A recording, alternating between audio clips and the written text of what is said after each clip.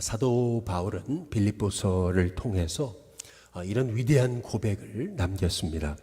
나의 간절한 기대와 소망을 따라 아무 일에든지 부끄러워하지 아니하고 지금도 전과 같이 온전히 담대하여 살든지 죽든지 내 몸에서 그리스도가 존귀하게 되게 하려 하나님, 이는 내게 사는 것이 그리스도니 죽는 것도 유익함이라. 내게 사는 것이 그리스도니 죽는 것도 유익하다. 이제 바울이 이제 그렇게 고백한 그 위대한 그 유명한 빌립보서에 우리가 고백을 너무나 잘 알고 있는데요.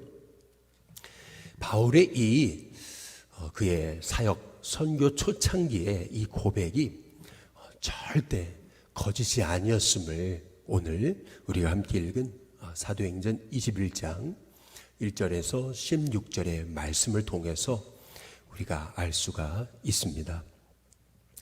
바울이 드디어 이제 밀레도에서 에베소 장로님들을 작별하고 그리고 이제 예루살렘으로 떠나게 되는 장면이 오늘 1절부터 나와 있습니다.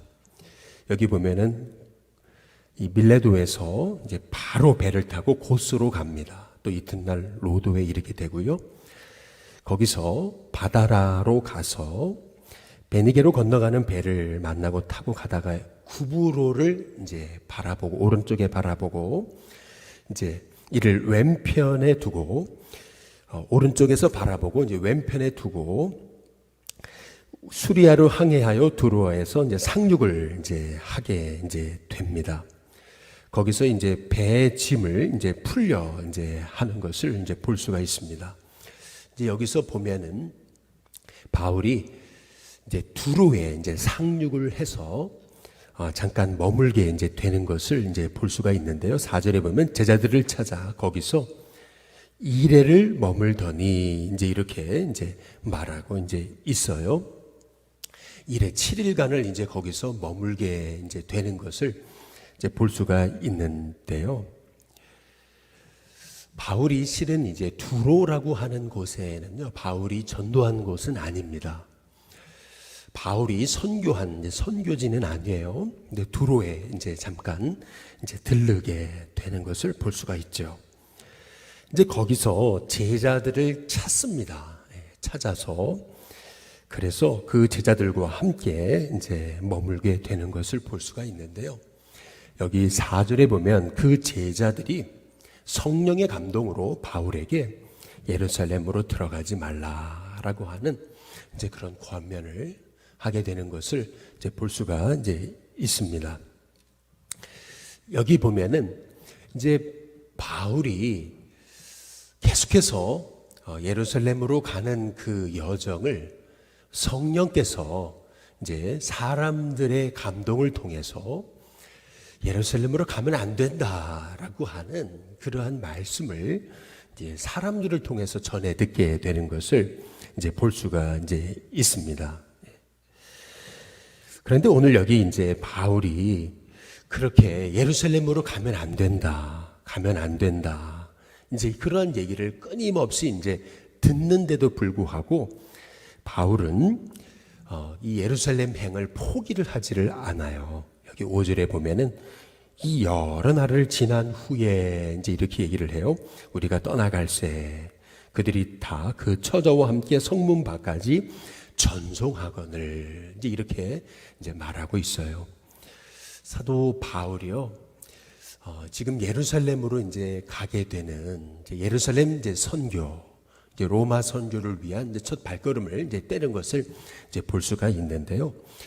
오늘 말씀에서 두로에 이르렀을 때 전에 알지 못하던 이제 제자들이었던 것 같아요. 그런데 그 제자들이 바울을 만나더니 뜬금없이 예루살렘으로 가면 안 된다라고 하는 그러한 말을 전해요.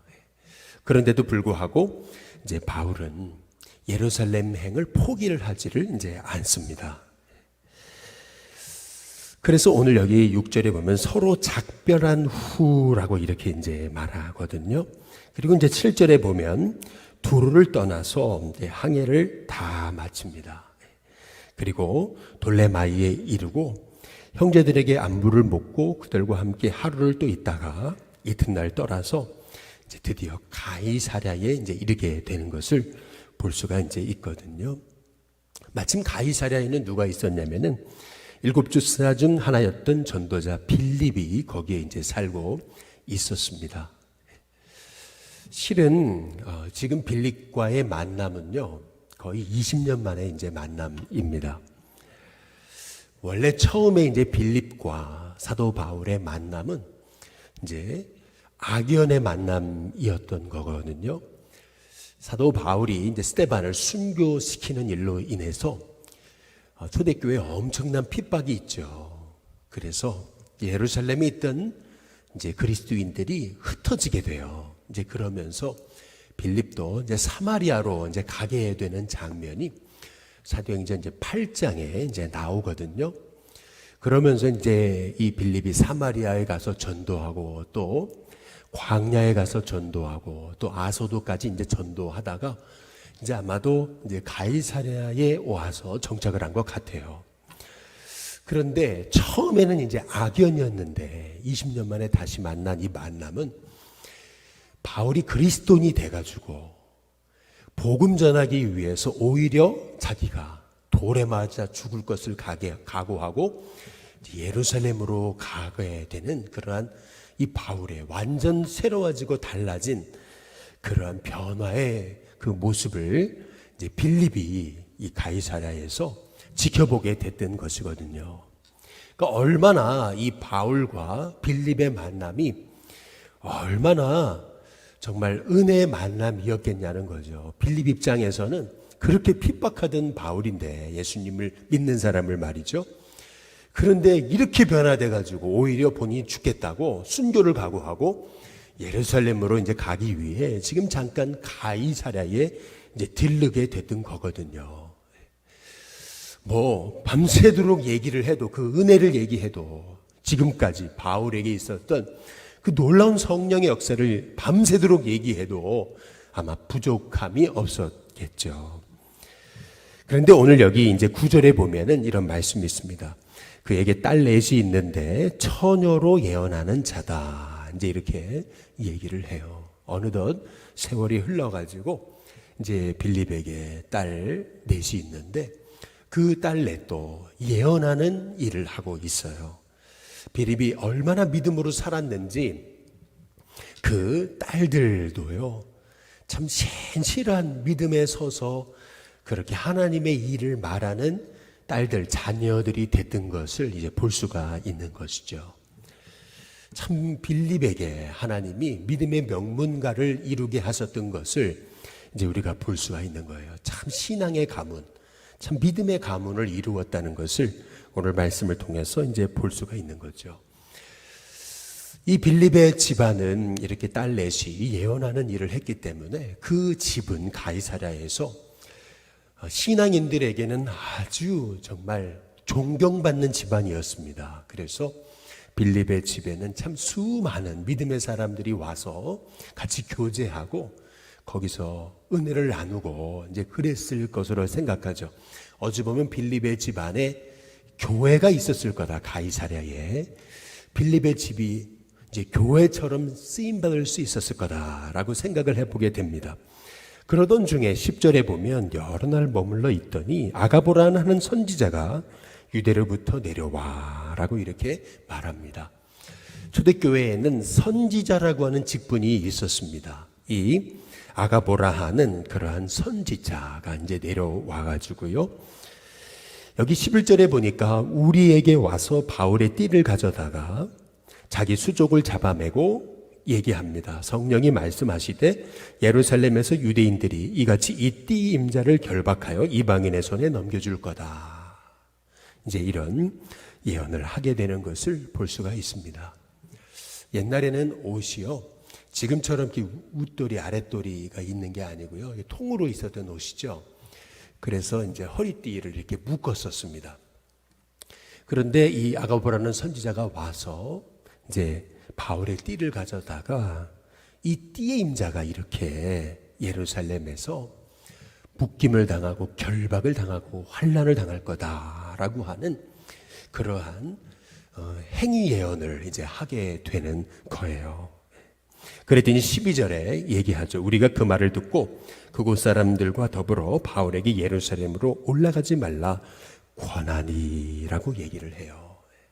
당연히 바울이 예루살렘으로 가면 그의 허리띠가 묶여지는 것처럼 그렇게 사람들에게 결박당해서 예루살렘에서 큰 고난을 당할 텐데 절대 예루살렘으로 내려가시면 안 된다. 내려가시면 큰일 난다. 라고 그렇게 권면했던 것을 이제 볼 수가 있습니다. 여기 보면은 바울에게 예루살렘으로 올라가지 말라라고 하는 말씀이요. 한 번만 얘기한 게 아니고요. 이게 반복적으로 계속 얘기했다라는 것을 헬라어 시제를 통해서 이제 우리가 알 수가 있습니다. 그랬더니요, 13절에 보면은 바울이 대답합니다. 여러분이 어찌하여 울어 내 마음을 상하게 하느냐. 바울이 어찌하여 너희들이 울어서 내 마음을 이렇게 상하게 하느냐. 내 마음을 상하게 한다라고 하는 이 말씀의 의미는 바울에게 이렇게 왜 내 마음의 힘을, 사명을 꺾느냐, 풀이 죽게 만드느냐, 나를 왜 이렇게 약하게 하느냐라고 하는 그런 뜻입니다. 자꾸 울어서 권하니까 이제 바울의 마음이 흔들렸던 것을 볼 수가 있는 거죠. 왜 자꾸 내 마음을 흔드냐라고 얘기하는 것입니다. 그런데 그 다음 말, 바울의 말이 너무나 놀랍습니다. 나는 주 예수의 이름을 위하여 결박당할 뿐 아니라 예루살렘에서 죽을 것도 각오했다. 이제 이렇게 고백하는 걸 볼 수 있습니다. 나는 주 예수의 이름을 위하여 결박당할 뿐 아니라 예루살렘에서 죽을 것도 각오했다. 바울이 이제 그렇게 얘기합니다. 그러면서 14절에 그가 권함을 받지 아니하므로 라고 말해요. 형제들이 예루살렘 가면 안 된다 라고 그렇게 권면하니까요, 바울이 어찌하여 너희들이 이렇게 울어서 내 마음을 상하게 하느냐. 나는 주 예수 이름을 위해서 결박당할 뿐만 아니라 죽음도 각오했다. 이제 그러면서 바울이 그 권함을 받지 않으니까요, 오늘 말씀에 14절에 보니까 우리가 주의 뜻대로 이루어지이다 하고 그쳤다. 이제 이렇게 말하는 것을 볼 수가 이제 있습니다. 그렇게 가면 안 된다고, 그렇게 가면 죽는다고, 그렇게 가면은 고난당한다고 그렇게 형제들이 권면하고 또 예언하고 하는데도 바울은 아니다. 나는 복음을 위해 죽을 것도 각오했다. 그러면서 이 사람들의 말을 듣지를 않습니다. 그래서 15절에 보면 이 여러 날 후에 여장을 꾸려 예루살렘으로 올라갈세라고 이렇게 이제 말하고 있습니다. 가이사랴의 몇 제자가 함께 갑니다. 바울만 혼자 보내는 게 아니고 한 오랜 제자 구브로 사람 나손을 데리고 가는데 이는 우리가 그의 집에 머물려 함이라 라고 이렇게 말하는 것을 볼 수가 있습니다. 오늘 이 사도행전 21장 1절에서 16절까지의 말씀을 제가 좀 장황하게 설명을 드렸는데요. 핵심은 이렇습니다. 사람들을 통해서 성령께서 바울에게 말씀하셨던 것은 예루살렘으로 가면 결박당하고 죽임당할 수 있다라고 하는 얘기였습니다. 그런데 바울은 가겠다라고 얘기합니다. 가지 말라 그러는데 바울은 가겠다고 그래요. 아니 그러면 지금 바울은 너무 고집쟁입니까? 하나님의 음성을 무시하는 겁니까? 자기 뜻에 앞서는 겁니까? 누가 옳은 겁니까 지금? 아니 성령님도 시켜서 분명히 그곳에 결박과 환난이 기다린다고 말씀하시는 건데 왜 이렇게 바울은 사람의 권함을 받지 않는 것이죠?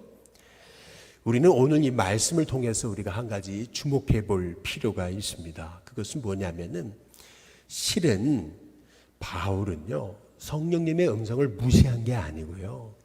성령님은 사람들에게 예루살렘에 올라가면은 결박과 환난이 기다린다 이렇게 말씀하신 것이지 가지 말라고 말씀하신 건 아닙니다. 가지 말라는 얘기는 사람의 소리인 거죠. 성령님께서는 바울에게 예루살렘으로 가면 환난과 결박이 기다리고 있다라는 것을 보여주십니다.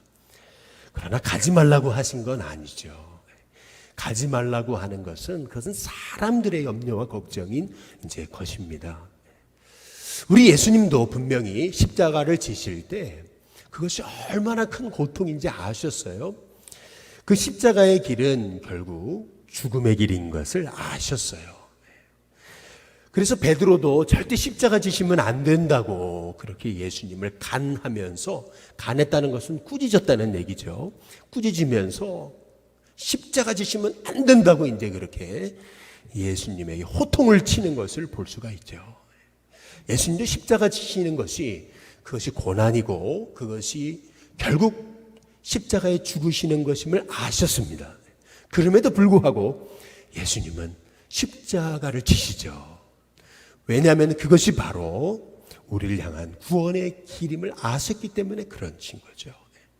마찬가지로 사도 바울도 분명히 예루살렘에 가면 결박과 환난이 기다린다고 말씀하시는 그 성령님의 음성을 들었습니다. 그러나 예루살렘으로 가야 되는 거예요. 왜냐하면 거기를 가야 그 수많은 복음을 모르는 유대 백성들에게 복음을 전할 수 있는 거고, 그리고 예루살렘을 통해서 결국 사도 바울은 로마로 가기를 힘쓰고 있는 것입니다. 그리고 오늘 이 말씀을 통해서 우리는요, 사도 바울이 얼마나 복음을 위해서 생명을 건 사람이었나라고 하는 것을 보게 되면서요, 참 사도 바울이 멋있고 또 위대하고 그리고 너무나 좋습니다. 야, 이런 하나님의 사람이 있었기에 주님의 복음이 온 땅에 편만하게 증거됐던 것이구나 라고 하는 사실을 깨닫게 되면서요, 결국에 이런 사도 바울 같은 한 사람, 생명건 복음의 일꾼이 일어나게 될 때요, 이 땅에 구석구석 주의 복음이 증거되는 역사가 일어나게 되는 줄로 믿습니다. 우리는 때로는 가정에서 하나님 왜 나 혼자 이렇게 이 어려움 다 짊어지고 눈물 뿌리며 이 가정에서 기도해야 돼요 라고 하나님 앞에 자꾸 원망이 생길 때가 있어요. 또 교회에서 섬기면서 하나님 왜 이렇게 힘든 일들 저 혼자 감당해야 돼요. 다른 사람 다 편하게 저렇게 사는데 왜 저는 이렇게 새벽부터 깨어서 기도하고 눈물 뿌리지 않으면은 저는 왜 하루도 승리할 수 없어요 라고 우리가 하나님 앞에 때로는 원망이 생길 때도 있고 때로는 마음에 불평이 생길 때도 있어요. 그러나 하나님은요, 사도 바울에게 사명을 주셔서 그가 예루살렘에 가면은 분명히 결박과 환난이 기다리는 것을 알고 있지만, 그러나 그 십자가의 길, 그 고난의 길을 사도 바울은 기쁨으로 감당하며 그곳으로 들어가는 것을 볼 수가 있습니다. 결국 사도 바울 한 사람을 통해서 로마 땅에 복음이 증거되고 세계 열방에 살아계신 하나님의 말씀이 증거되는 역사가 나타났던 것 아니겠어요? 마찬가지로 저와 여러분의 인생에도 복음 때문에 이렇게 어려움 당하고 고난 당할 때가 있죠. 그것은 내가 소위 복음 때문에 고난 당한다고 해서 내 인생이 잘못되고 저주받은 거고 하나님 나와 함께 하시지 않는 거고 나는 이렇게 지지리도 복이 없는 인생이 아니고요. 복음 때문에 고난 당하는 거, 복음 때문에 이렇게 눈물 뿌려 기도한다는 거, 여러분 이것은 영광스러운 일입니다. 생각건대 현재의 고난은 장차 우리에게 나타날 영광과 비교할 수 없는 것입니다.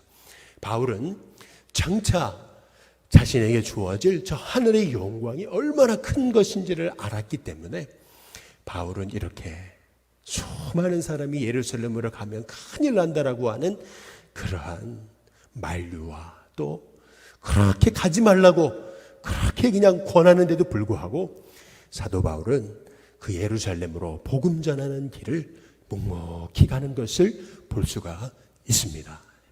저와 여러분의 삶에도 이 멋진 바울, 이 멋진 복음의 사도, 이 생명건 주 예수의 이름을 위하여 라고 하는 그 한 가지 믿음의 고백을 위해 살아갔던 이 사도 바울의 이 심정이 저와 여러분의 심정이 돼서 우리가 이 땅을 살아가는 동안 우리를 통해서 참 많은 정말 생명건 헌신된 복음의 일꾼들이 일어나는 은혜가 있게 될 수 있기를 주님의 이름으로 축복합니다.